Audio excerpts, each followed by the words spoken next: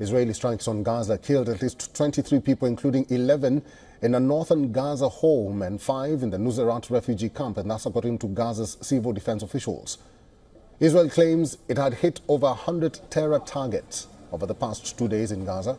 Since October 2023, the conflict has claimed over 45,805 lives and left more than 109,000 injured.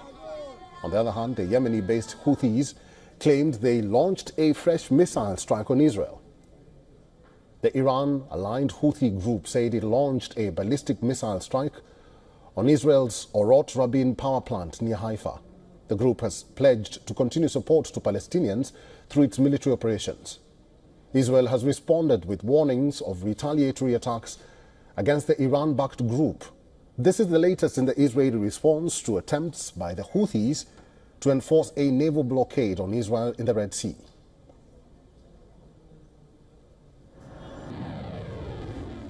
Gabriel Noronha is a former special advisor for Iran at the U.S. State Department under Secretary of State Mike Pompeo, and also Executive Director of Polaris National Security, is now joining us from Washington, D.C. Mr. Noronha, Happy New Year, and thank you very much for making time for us. Let's begin by analyzing the Defense Secretary or the Defense Minister of Israel. Will he be able to handle the Yemenis now that he's handling Lebanon and he's handling Gaza on one end?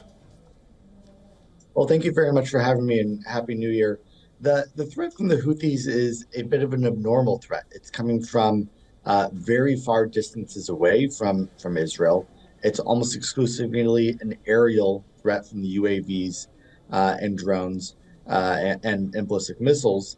And at the end of the day, what Israel has to decide is, does it try to put consequences on the Houthis itself, or does it try to penalize its backer, its funder, and its equipper, which is the Iranian regime? Thus far, they've done a few strikes into Yemen in response, but I think the issue is that the Houthis are not deterred. Iran is the one that is directing all of this, and Iran has to face consequences for any of this to stop at the end of the day. The new defense minister, I think, has his hands full, certainly, but now this Houthi threat is just causing a massive disruption to Israeli daily life, its airlines, everything. Mr. Noronha, how does Israel or how does the United States deal with Iran, if at all Iran is, supporting the Houthis in their strikes against Israel? So the Trump administration in its first term had a policy that we announced in 2019, which was that we would take any attack by Iran's proxies, we would treat that as if it were an attack by Iran itself, and we would hold Iran itself accountable. And that's the policy that needs to come back into place. No one in Tehran suffers consequences when these things happen. It's always the proxies, the Arab proxies, much closer to Israel, who get attacked. And I think that paradigm needs to shift, where instead of giving the proxies the illusion that they're the ones doing it, we need to make the regime itself pay. That means targeting the regime's senior leadership and its own military infrastructure inside Iran. Mr. Noronha, we saw Iran, attacking Israel, so to speak. That did not go on.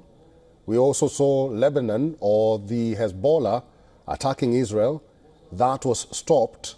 But now Yemeni Houthis are claiming or are becoming the new problem. Why now? Why does the Houthi rebels want to escalate this situation even further? Why now? So part of this is, again, a strategy from Iran. Hamas and the Hezbollah had to basically either be destroyed, or they had to make agreements with Iran, with Israel, to save them from total destruction. And so the Houthis are the only ones left who, again, have the ability to still strike Israel. They still have some capabilities.